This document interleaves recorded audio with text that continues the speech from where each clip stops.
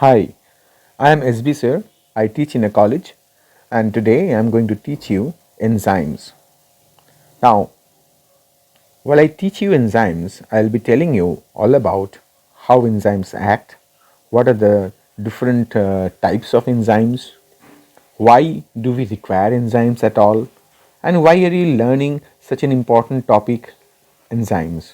So, this is my preliminary class, and in this preliminary class, what I'll tell you is that the importance of enzyme, their properties, and all about their actions, their mechanism of actions. So let's go into the class and biological catalyst. So why it is different from any other catalyst? So biological catalyst will involve a molecule which is present inside the living system. And so enzymes are not metal ions like platinum, like other inorganic catalysts. These are made up of some particular biological molecules. And what are those biological molecules? They are proteins and RNA. So these are the molecules which are synthesized from genes, which are synthesized from DNA. It should come under the definition that it is a catalyst. It's a catalyst of biological nature made up of protein and RNA. So biological nature, protein, RNA, and made up of protein, RNA, this should come in the first point. What can come in the second point is that these enzymes, what they do is that they catalyze reactions which are thermodynamically possible reactions, means that happens in this earth, that happens in this universe. Any changes that originally produces that are produced in a molecule. Suppose I keep a molecule A. Suppose I keep a molecule A and it spontaneously changes into B in the natural system. So we say that this is a thermodynamically possible reaction, A to B. So enzymes, what they do is that they increase the rate of the reaction so that more molecules are produced, more A's are converted to B's and more B's are converted to A. Remember that enzymes always catalyze reactions which are reversible. So all these arrows are the actions I'm telling you. So I've drawn few more arrows. Why these arrows? These arrows just signify that more A's are getting converted to B's and more B's are converted to A's by the action of the enzyme. Originally, a few molecules of A were converted to B, but now more molecules, and the rates of reaction means this would have taken years maybe to convert this much of A to B and this much of B to A. But now it is taken in a very small time, a significantly very small time. The rate of reaction, the rate means the amount of time that is required for this conversion is significantly less by the action of enzymes. And this enzymatic reactions always takes place in some thermodynamically possible reactions. So the point is, enzymes act as catalysts. They are protein and RNAs. They always act on reversible reactions, thermodynamically possible reactions, and reversible thermodynamically possible reactions. In how do they act?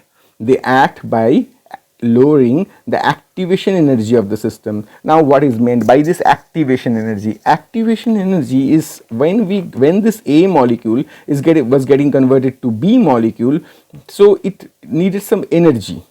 Actually it needed some energy. It accumulated some energy and then gets converted to B, and then it gets converted to some, say, intermediate, and this intermediate will now change to B.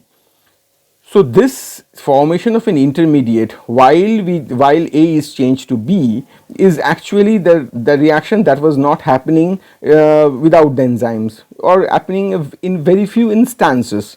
Now this reaction is getting highly within the presence of enzyme, this reaction is getting highly feasible. This reaction is highly feasible, and huge molecules of A are getting converted to B. So what is this? Because the activation energy is lowered.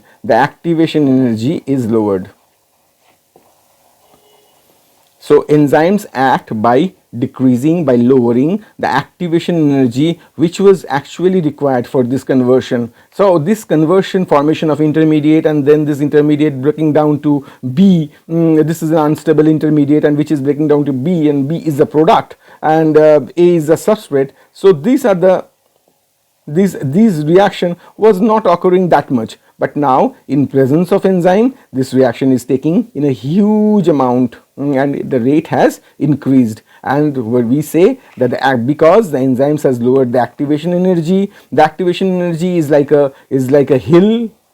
So suppose this amount of activation energy was required, say this is the energy, and this was the energy barrier that was required. Now the molecule has to will go a very small, it has to traverse a very small hill, and this is the lowering of activation energy. This from here to here, this is the lowering of activation energy. So we put another word, that activation energy of the molecule that was required while the molecule gets converted to A, from A to B, is now lowered. So we put it in the definition of an enzyme. The second thing is activation energy. The third thing is that now we need to incorporate some kind of properties which the enzymes. So they are highly structured biological molecules that I told you. That was one property. The other property is the enzymes are thermolabile, means they act in a particular temperature. So while we say thermolabile and they act as a particular temperature, say the enzymes, this is the curve, this is the activity curve of an enzyme. So this is the temperature, while with temperature, and we see the activity of the enzyme, and we see that at a particular temperature the activity goes highest, and then also the activity after the temperature, if this is the temperature line. So these are the lower temperatures and these are the higher temperatures, but at a particular temperature that activity is highest. It is not it is lower at higher temperature, it is also lower at lower temperatures, but at a particular, so this type of inverted bell shaped curve, while we call it a bell shaped curve because it's the bell is like this, the inverted bell shaped curve. The bell shaped curve says that at a particular temperature the activity gets highest. So the enzymes act at a particular temperature, and so that is with pH also. If we say pH, or the hydrogen ion concentration, so at a particular pH the enzymes will also show a bell shaped curve, and this is this pH, this temperature, say 37 degrees centigrade. 37 degrees centigrade is the optimum temperature. This pH, say 7.2, is the optimum pH of the enzyme, because the enzyme activity is highest. So with the lowering of pH or with the decrease of pH, the activity will get lowered. So this also gets incorporated in the definition, that it acts in a particular temperature in a specific pH range. It has a particular specific pH range as well as a particular temperature range to act.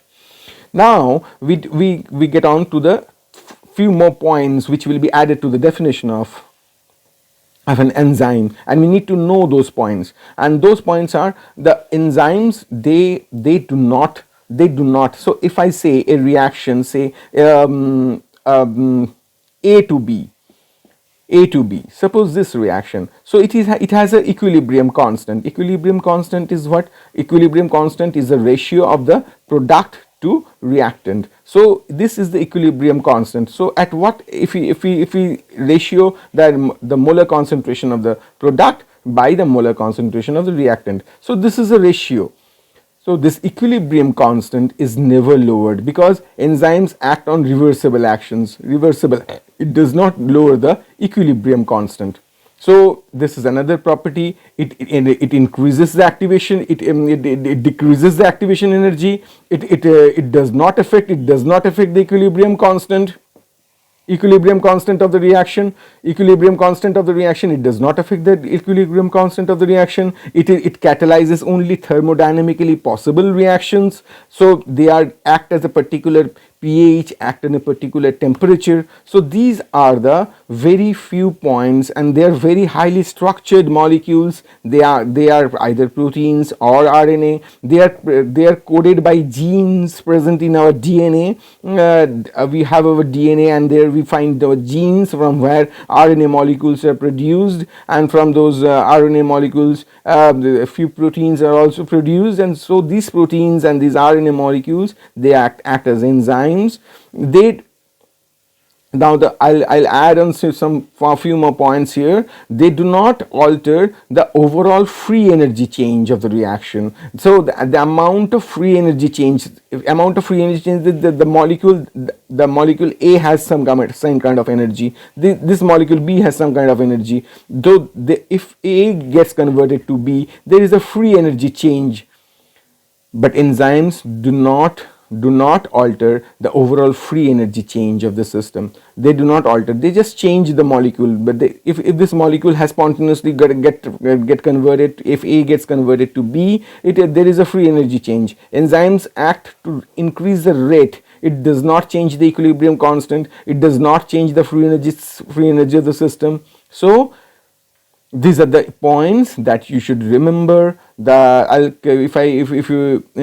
it is required, I think it's required, and I'll quickly summarize the points that I have told you. So they are biological catalysts. They act as proteins. They can be either proteins or RNAs. They catalyze. They increase the rate of the reaction. They do not alter the equilibrium constant. They do not alter they increase the rate of the reaction, but they do not alter the equilibrium constant. They lower the activation energy of the system. This is the curve, the lowering of the activation energy of the system. They lower the activation energy of the system, so that the molecule can now traverse this hill. There is a small hill, and this is the energy barrier. This is actually the energy barrier. This is the energy barrier that the molecule had to traverse. But now, in presence of the enzyme, the energy barrier is lowered. The barrier, the wall, if somebody is standing here and he has to go here, there is a wall in front, and long big wall. Now the wall is lowered, so the person can now cross this wall, the small wall, small fence, and that's taking in that way, the person can now cross this wall. So it lowers the activation energy of the system. It acts in a particular pH, and a particular optimum pH and optimum temperature. So a quick revision of all the points that I have just discussed. They are the biological catalysts. Biological catalysts made up of protein and RNA, and they have a very high substrate specificity. Substrate specificity is a point which I missed on earlier. Now I'm just trying to tell you to include this thing, because what enzymes do is that they convert substrate to product, and this substrate is the enzymes are highly specific for this substrate. I mean, every substrate has a particular enzyme on which the substrate on which the enzyme will act to create a product. Means it is very specific for the substrate. Enzymes will be very specific for the substrate. It is not like other inorganic catalysts where the biological catalysts, that is the enzymes, are very specific for its substrate. It will not act on anyone other than substrate. There may be different biological molecules, but it will only choose its substrate where it will convert the substrate to product. So the substrate specificity is a very important point which I just missed. I'll tell you here. The other thing is that it catalyzes thermodynamically possible reactions, means the reactions which takes naturally, it will catalyze only those reactions, the reactions that are thermodynamically possible reactions. It will catalyze those reactions, and what they will do, they will increase the rate of the reaction. Now lower time will be required to get this conversion. Lower time, it will let's say earlier it was taking 1 hour, now it will take 1 second. So it increases the rate of the reaction. So this is a very important point. It increases the rate of reaction. It catalyzes only thermodynamically possible reactions. Now, what are their properties? They are very thermolabile. They will break down at high temperature. They have a very specific pH and a temperature to this specific pH and specific temperature are called optimum pH and temperature. Optimum means it can go if you increase the temperature of the reaction, maybe the enzymes will act faster, but it will now, if the temperature is increased, then enzyme will get destroyed.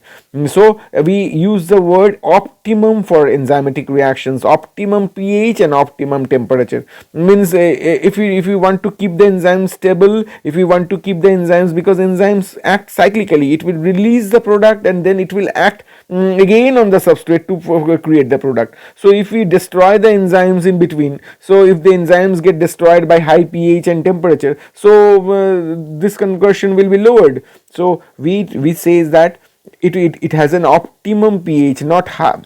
Maybe at a few degree rise in temperature, it will act more fast.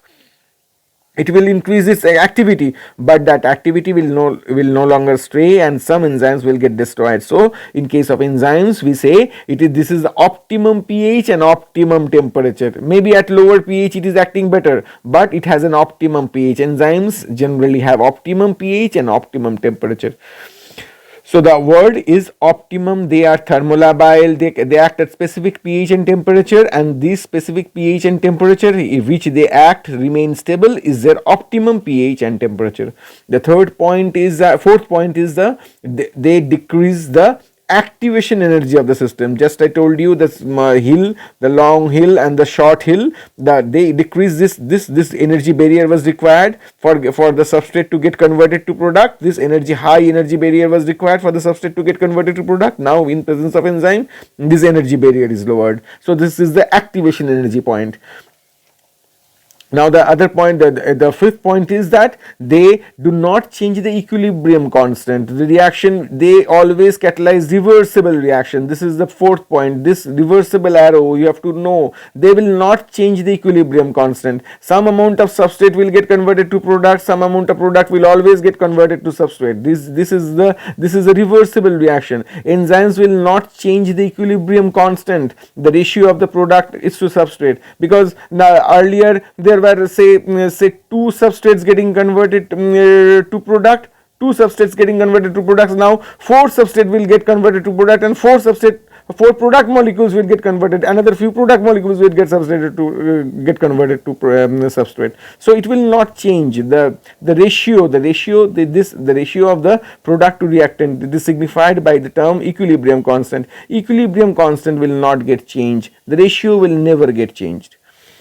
Now the fourth point is that it will not alter the overall free energy change of the system. The free energy change, there will be no free, it will not alter the free energy change. As a substrate has a free energy, product has a free energy of its own. So the free energy change of the system that takes naturally, that takes that occurs in a thermodynamically specific way, and a possible reaction, it is thermodynamically possible reactions are always converted by enzymes, will always take those thermodynamically possible reactions which are naturally possible, and it will not change the overall free energy change. It will not change the overall free energy.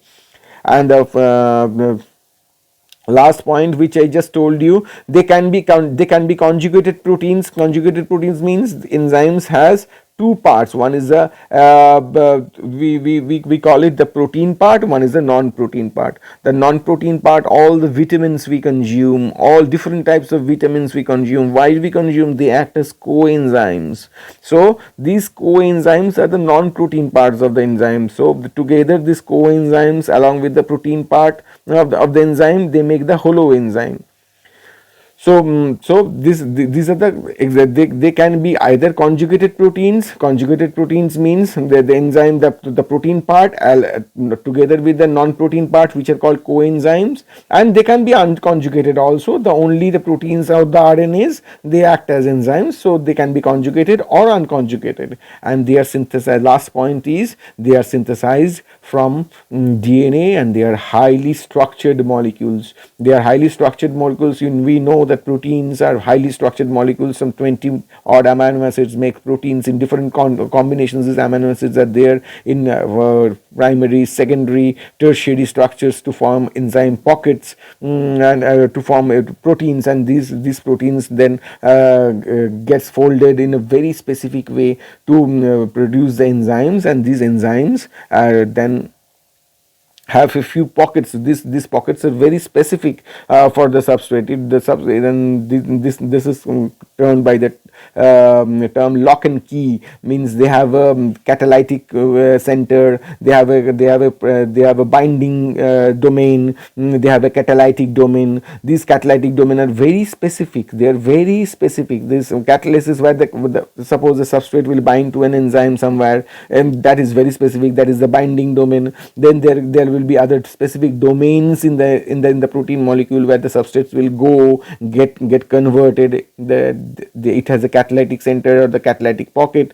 Catalytic means where the actual reactions, where the bonds are broken, new bonds are formed. Those are the catalytic pockets. It's actually a chemical environment out there inside the enzymatic pocket. That chemical environment that is produced by the folding of the different amino acids and these amino acid groups, side chains. It creates a particular environment. So so that this environment will take up the substrate, create that what is required inside the substrate, what changes, what bonds it will create. Those it will break those bonds, it will break a few bonds, it will form a few bonds, and then release the product. And these are actually done by the enzymes. So these are highly structured molecules. They have a catalytic center, and these are the points which you will remember, which you should know and generally remember about enzymes, which people ask in different questions, in different university questions, in different competitive exams. So these are the very general points that I have just discussed today, and which you have to remember. Thank you.